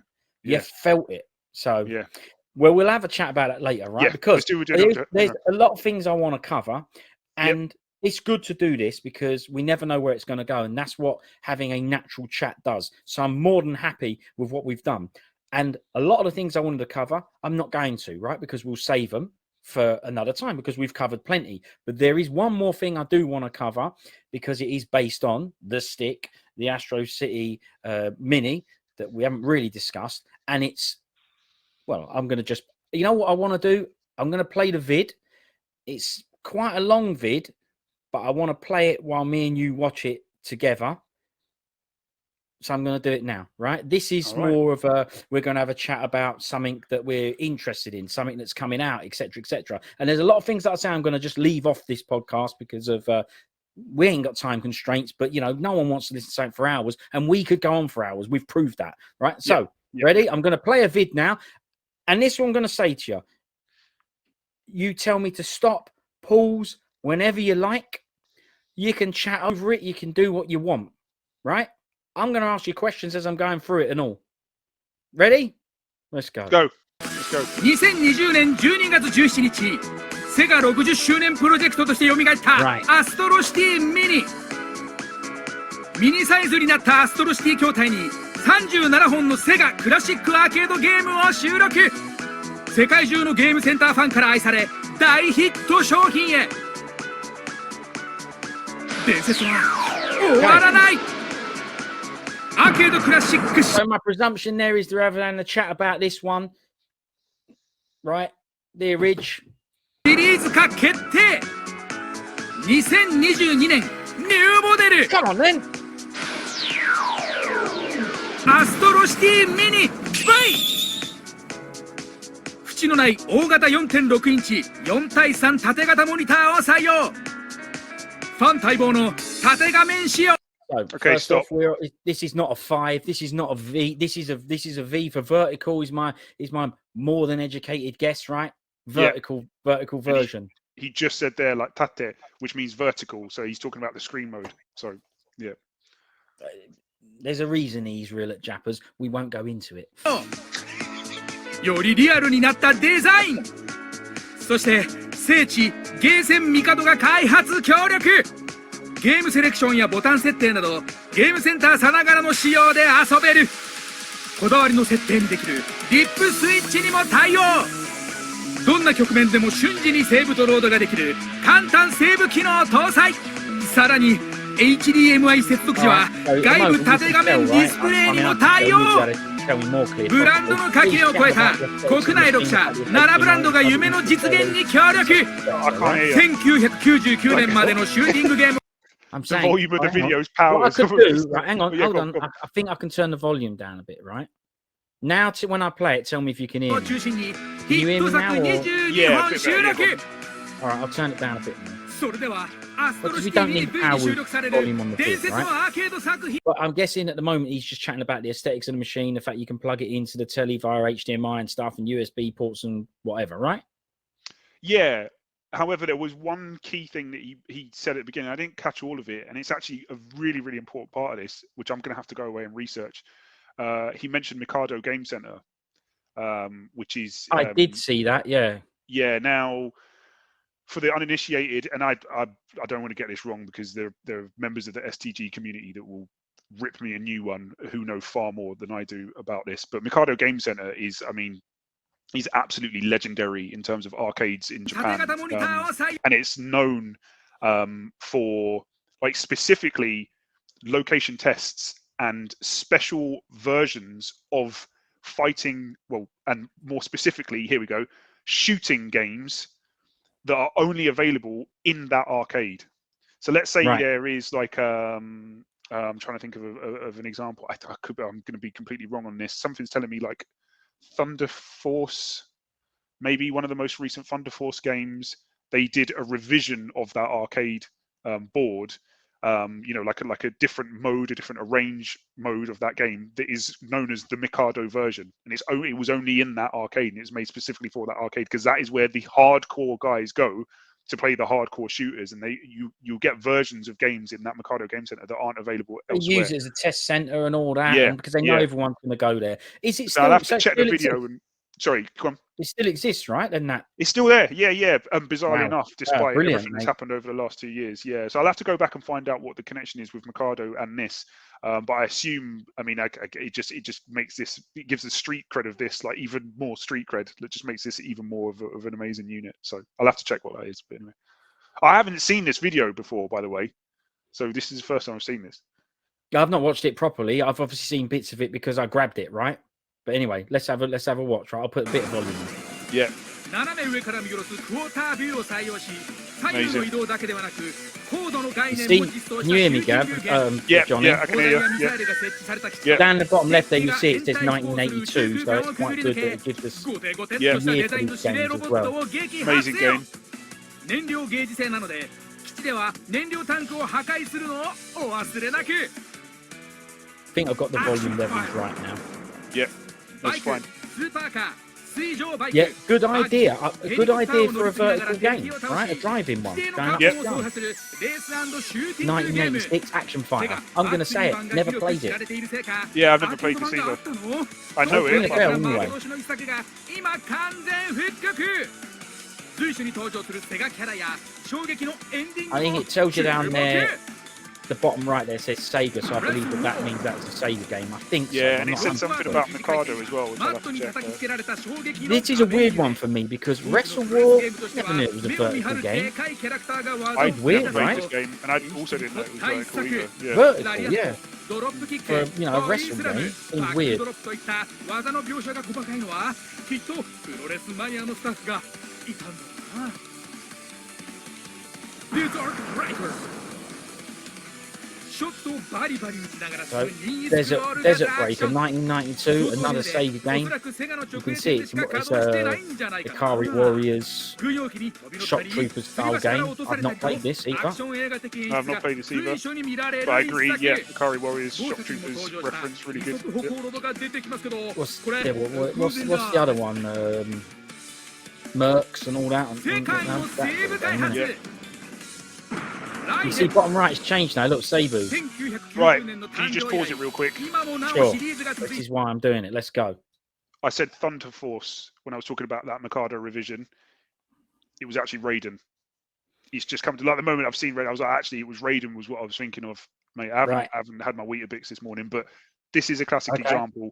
And it's not actually this game, but there's I'm pretty sure, was it like Raiden Fighters or something? There's a Mikado remix of this game that was for that arcade. Anyway, I'm going to do my research and come back And hopefully, for the hardcore of you that are out there, keep me honest in the comments. Tell me what it actually is. But anyway, yeah, thanks. Keep going. There'll be no one watching it, mate, so there'll be no comments, but you never know.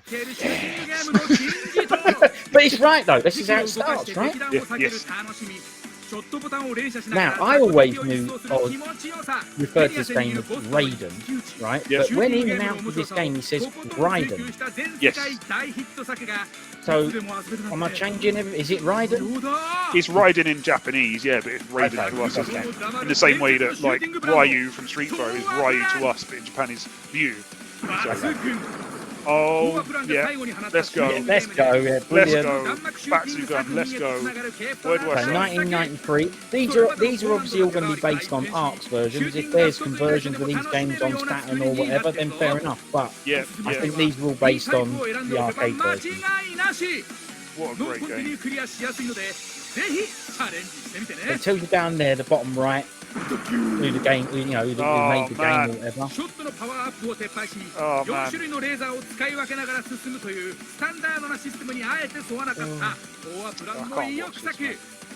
I just need to get it, don't I? You crying down there, are you? Powers crying.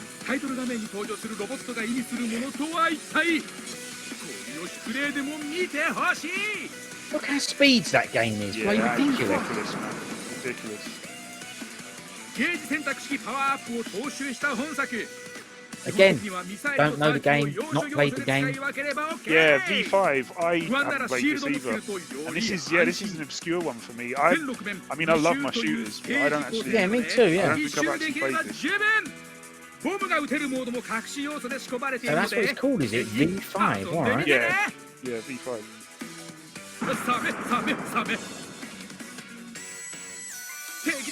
Sabe. I don't know this either. No, me neither. Same company, Tatsujin down there, it says 1989. Guess that'll be the original release date when it came out in the arcade.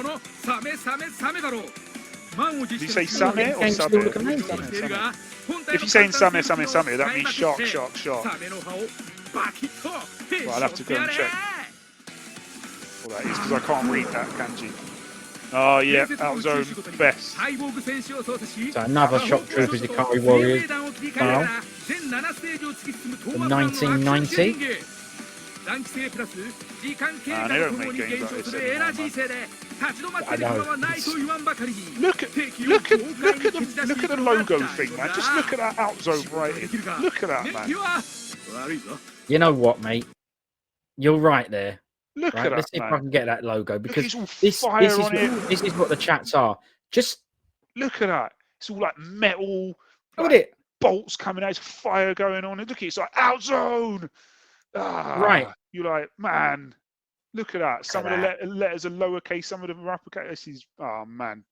Look at Mad, that, man. isn't it? You don't get logos like that anymore. No, because no one cares. No, Yeah. yeah, well, we Is it even a care. logo? Is that what's called the title?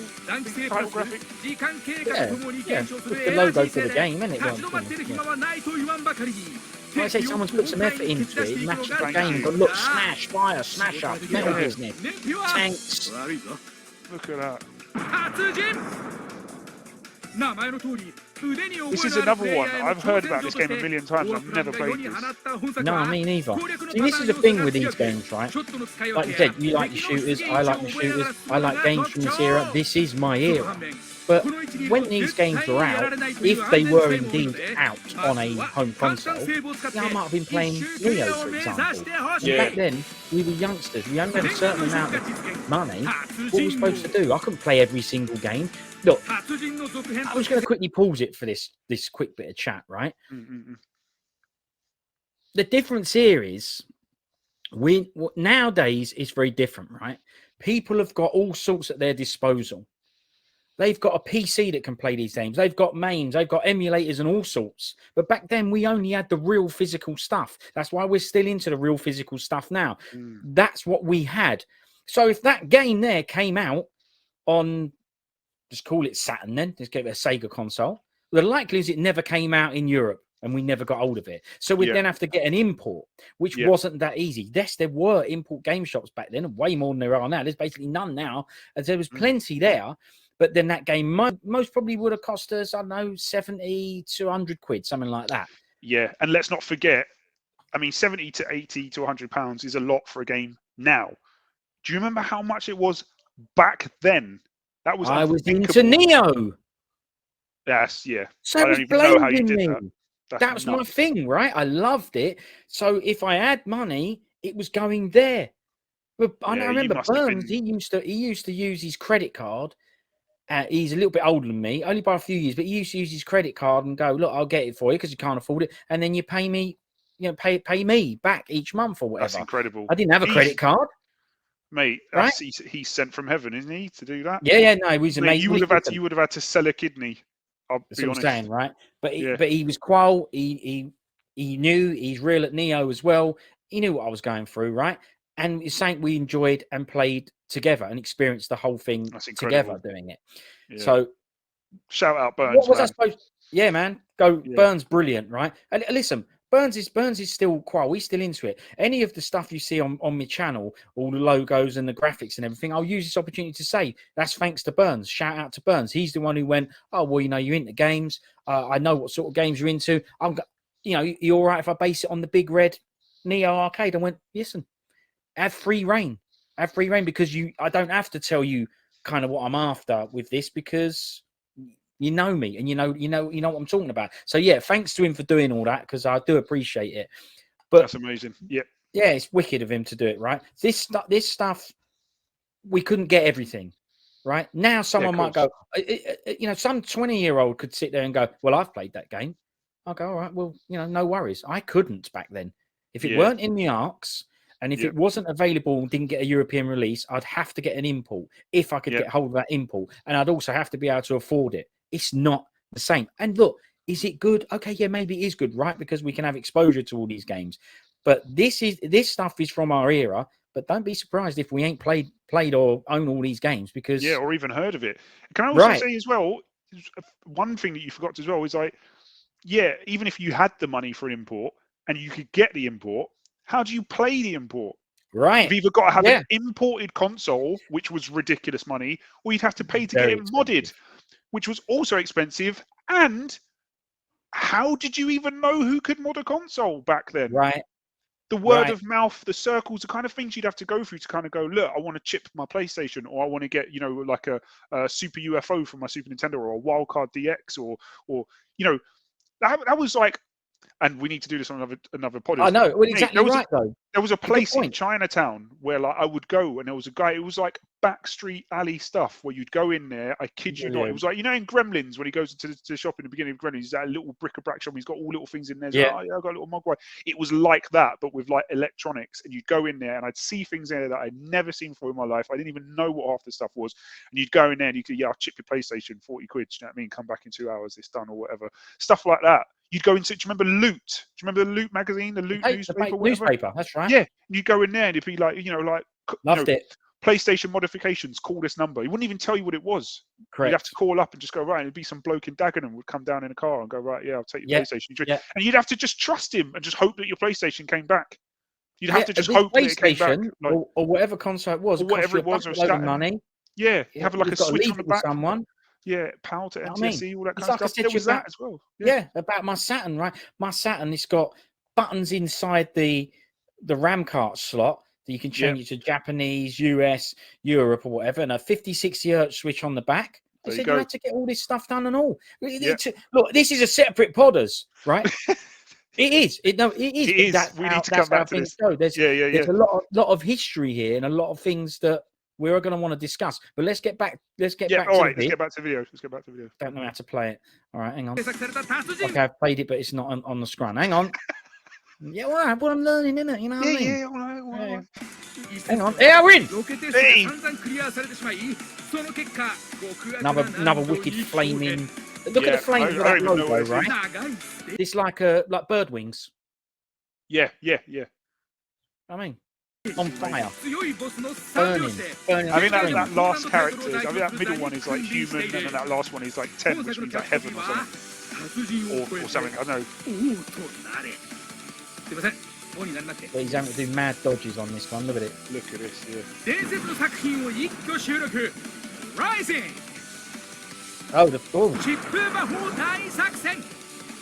敵を倒していくシューティングゲームに他キャラと順位争いをするグランプリレースの要素を乗っけた豪快なゲームシステムを Look at the animation on that. 大作戦 It's mad. Look at the way the bullets are going. That's what I'm saying. Look at all the patterns, mate. Well, hang on, did you see that amazing bit, right? As he flew off of this platform, look at the way it changes into all the green bushes and everything. Look at this, ready? It's going to come off this platform. Look at that! Speed scrolling underneath whatever he was flying off. Amazing. Look at that chip he's shooting. Metal business skull in the middle of the lot. Made of all like boned wings without stuff on. He's gone. He's done it. Too much. I'm going to have to go. This is ridiculous. Look at this, man. Bat Rider, Armed Police Bat Rider, best. Absolute best. This is just... This is on Mister now. Someone's just done this to Mister. Works on Mister now. I think that this game, I believe, up until this Astro City Mini Vertical, I believe hasn't come out on anything like Saturn or anything like that. Right. That Bat Rider. I think. Battle back range. Look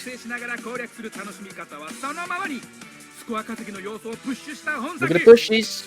Look at the photographs on them bushes. It actually looks deep. Doesn't it look like, right, on those bushes? I need to go back a little bit, right? Don't it look like that it is actually deep? You know, down. I was going to say there's depth, like there's actual depth, like in the I know. Yeah, you can see beyond the trees or whatever, and you can see down at the floor. Yeah. Someone done that for probably 5 seconds of gameplay. Come and gone. Come and gone. It was that waterfall it just flew over. Yeah. Look at it. Look at that. Yeah. And then again, the sense of depth as it goes down, there's like another, you know. That's gone smaller now. All those trees and that ditch is all smaller. That looks good, that.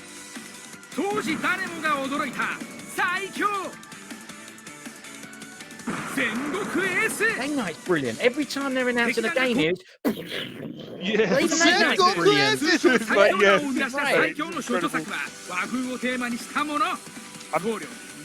This is very similar to Sonic Wings, you know, Aero Fighters on Neo Geo. It's made by... Look, it's exactly the same sort of thing. It must be one of those games. Very similar. I'm just not saying anything because there's too much I've wanted to say for the last like, four games that have come on.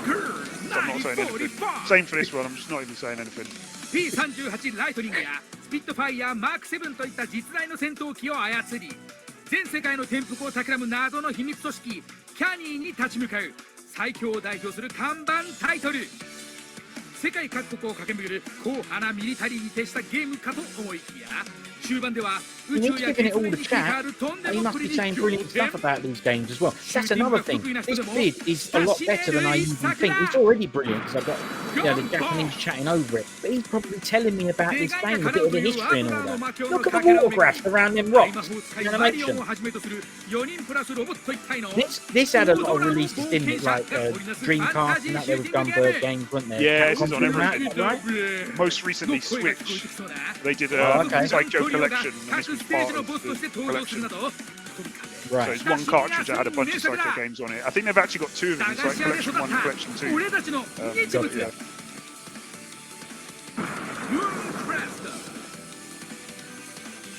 Look at that, 1980, still looks amazing. Look, let's take a look at the stars in the background, the fact that there's loads of different ones. But let me just say that 1980, look at the stars in the background. They could have just put white dots on that screen. Yeah. And people Didn't still even have would to have make gone them brilliant, they would twinkle. have loved it. They didn't. Yeah. Yeah. Different sizes, twinkling, different shades of it. Look at it. Made a simple background, amazing graphs. Yeah. Going to bring up what you mentioned earlier. Check out the logos for these games. Look at that Terracresta logo with the wings on it. Look at it. Wings and all that. Ridiculous. 全5機合体で火の鳥に姿を変えるウィング・ギャリバーの飛翔を見届けよコスモポレス・ギャリバーパワークリスタルアイテムで Massive sword in the middle. Yeah, nah, this game looks too rock hard. タイトルからも分かる通り、特撮ヒーローものの影響を多分に受けている That massive アクション sword is ゲーム。 amazing, like Lesnar's chest. 一発ミスではなく、 Yeah. 反復芸術性なので、変身後はわざと But 被弾して nah, look at that. Look how hard this また game 変 looks. 身して進むことを繰り返すのが Why is this vertical? I mean, this is like original Cuphead business. Do you know what I mean? Look at that. He dropped down there and he got lucky dodging that ビ fish デ or オ whatever シ it ス was. テム。 That was luck. There was no look. I've got a plan how to dodge this fish. There was no plan in that, right? I can see it and I can dodge it. That's not. There's no skill in that. There's just it's there to do you. These are arcade games. It's there to do you. He dropped down. This game looks way too hard. Look at that. 名作揃いビデオシステム。 It's like, yeah, there goes your pound. There goes your 50 pence. Exactly. Yeah. 対 Yeah, 戦格闘 Sonic ゲー Wing. ムが全国的にブームを巻き起こしていた So this came out on Neo Geo MVS only. ソニックウィングス Oh は no, it didn't. It did have an AS release as well. Yeah. Sonic Wings they brought out. Not Sonic Wings 1. They had 2 and 3 was on Neo. This is, I mean, this has been on everything now, isn't it? It was on Yeah. Saturn, it was on PlayStation, it's been remixed, remastered, relaunched. Yeah. It's all sorts. Aero Fighters is the English title. There you go. 1980年から1999年の19年間、奈良ブランド全22本の縦画面アーケードヒット作品を厳選して収録。 Look.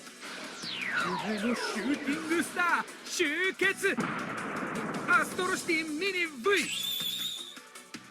2022年夏、数量限定発売。予約受付開始。アストロシティミニ用コントロールパッド、アーケードスティックが There we go. There's the stick. You never knew what I was going to talk about, right? That's nuts. And How the mad stick is is that? on here. ナレーションは三吉武信でした。 Oh yeah! Oh, man. And listen, right, you see that picture there with the saber on the eye? I kid you Oh not. my god, I can't see the picture there. Hang on, I'll get at the end.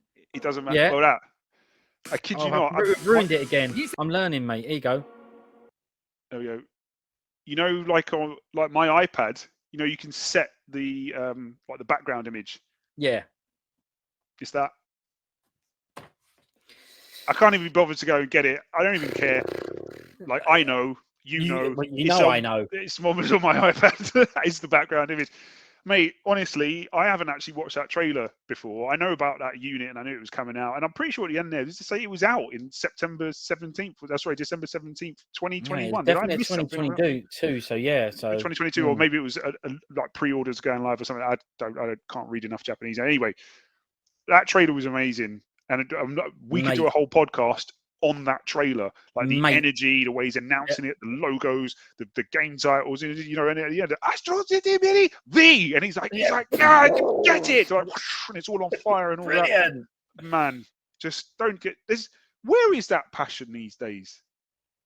In anything. This is okay, but this is a new product, right? And this is what we're saying. So these guys are still bringing it. Yeah, the passion is here these days, but it's on something that's from back in the day, right? It's really, I just, it's on an old thing. I'm running out of words, and I've also run out of time. I've got to go in a minute, but anyway, thanks for showing that. I can't believe that's actually linked to the thing that I brought here, which was a complete surprise to you, and is also linked with the fact that you had an Astro City Mini actually on the desk there, which is nuts. But mate, 100% that has to come in. Because you said, "Oh, the stick," and I went, and I just tried to do it as a bit of context. Oh yeah, you used the stick for this. You know, that's the only reason. That's mad. And I love the fact that the green buttons on there keep showing off your Last Blade background like while we're doing this, which is wicked. But yeah, mate, I love my shooters. And I'll be honest, it's like you said, because of all the points you made there, there's a lot of stuff that I've slept on from back in the day. You know, like get me talking about cave stuff and I'll chew your ear off on, you know, Ibarra and Pink Sweets and Mishima Sama 1.5 and all that kind of stuff. So yeah, everybody knows all about that stuff. But there's loads of stuff from back in the day that I've missed for whatever reason, and you look at a little thing like that and it's like, I cannot wait for that to come in, and I'm going to go away and research what that Mikado link is and try and find out what that is exactly. I don't know if that's the case where they're saying, you know, some of these are remixes from the Mikado boards or whatever, or I don't know, I'll have to check, but I mean, even that is just, that's like kudos, you know, max kudos. So yeah. Well, before I forget, that video's courtesy of Sega Japan's YouTube channel. Okay, If anyone wants to go and watch it, but yeah, I mean, amazing is the truth, and you know, it's another problem. It's not a problem because I want it, but it's another one where I go right, or something else I've got to get now. Yeah. And I'm surprised that they're bothered, or how many people like this. Obviously, they've got the people in Japan as well. They're certainly not making it for us. Some, hopefully, even if we don't get a European release, we'll have to grab hold of an import version of it. But there's no way that's not coming in. 100%. Even if you could play these games, even if I had these games, all of them original, I do believe there's that one I think might be arcade only until now. But even if I had these games on whatever consoles they've come out of, and they were all original and everything, I'd still have to get this. 100%. There's just no question. Yeah. Well, look, Man. I was going to say I'm going to leave it there, but I'm not, because there's literally one more thing, and this is a little section where I'm going to say we'll move over to the other person that I invited to this stream, and they are known as the Arcs. So let's see what is currently running on the Arcs. Listen to that. What's running on the Arcs? Whoops.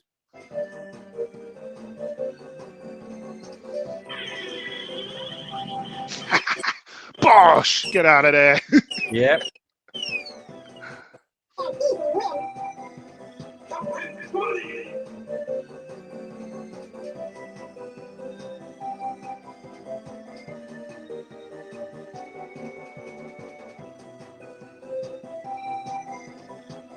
Right, and it'll show a bit of gameplay. But the point is, that's it. We're just having a look. What's on the Arcs? What's running on the Arcs today?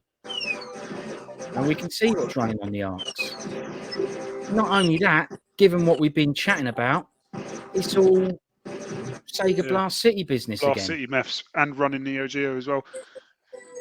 So, You know what I mean? sorry, is that live? Where did you get that video? Is that Beeps? No, it's not a vid, is it? Yeah, it's live. It's just running now. I told you, I invited it to the stream. I'm trying to get... That's a good view! Oh, yes. Let's see if I can sit up a little bit and sort out the... Right, so while we're having this view, we'll go through this. Let's have a look at the intro. Yeah, so we've got Quoll cartoon grass with a bit of parallax scrolling going on there. Yeah. Tomato's gone in something. Well, it's gone mad. Look at that. That's what happens when Creps on and tomatoes everything. dropping juice. Oh, it's blown him up. Oh. Now, I'll be honest, I've never heard of that game. Ever. Look. It's an MVS only game. So it didn't come out on the home version. Right. And yeah, well, there you go. The control panel quite similar to what we've been talking about today. Astro Cities is another one of Sega's arcade cabinets. Look at that clock tower all bent over in the background. Yeah, On this one, if you hold A button, his left fist shoots. Stupid cameras. And if you hold the right button, his right fist shoots. And if you hold them both down at the same time, oh, best. that's the shooting. Amazing. But yeah, so just another little thing to add to the podders of what's running on I the really Arc. like that. What's on the Arcs today? I love that. I think that's a great touch. What's going on? Yeah, and like you say, it's live. You invite the Arcs to the stream, and there he is. That's amazing. So we've invited the Arcs. There you go. That's amazing.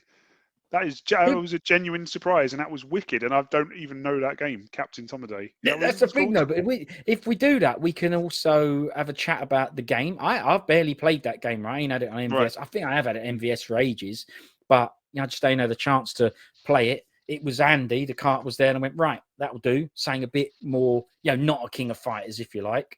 Yeah. Something a little bit, not obscure, but a little bit out of the ordinary.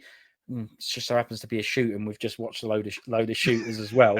Yeah. Would you say that's a little bit more like Parodius, that sort of thing? Even though another coincidence, I would say, the graphical style, 100%. The music, how bright and colourful it was, and all that. Yeah, definitely, it's got a kind of Parodius kind of vibe. So yeah. So yeah, maybe like I say, probably more like Pop and Twinbee, maybe, but yeah. I don't know. Oh, Yeah.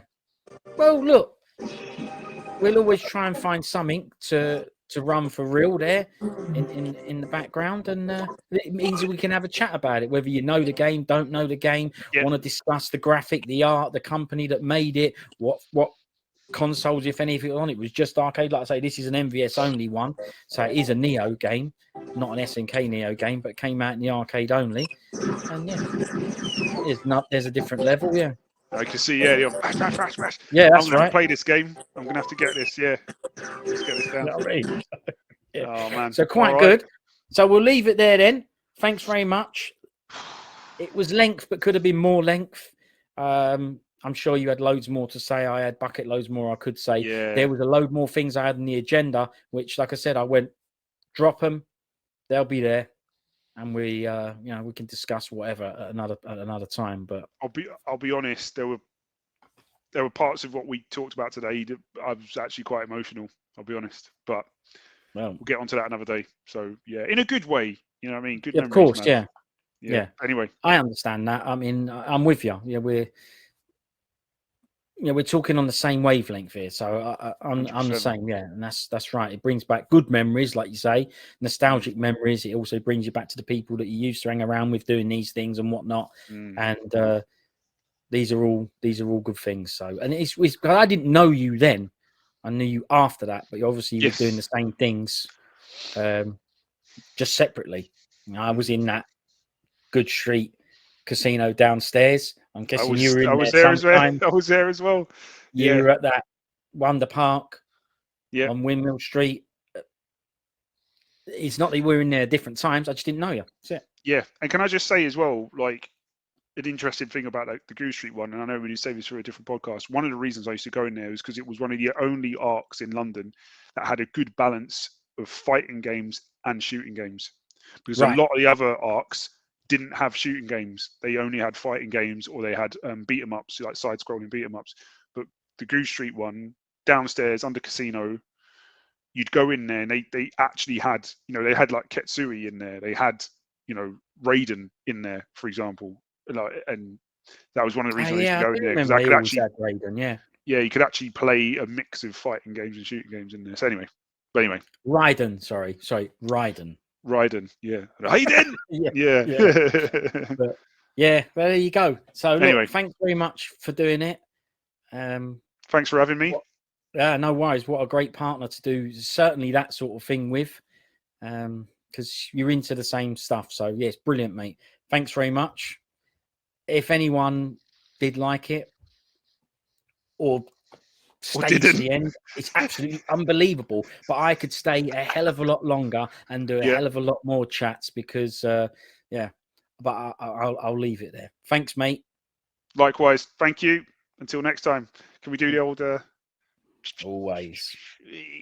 And I did it with a weird mirrored... With the other hand as well. Yeah, it doesn't matter. We'll work on that one.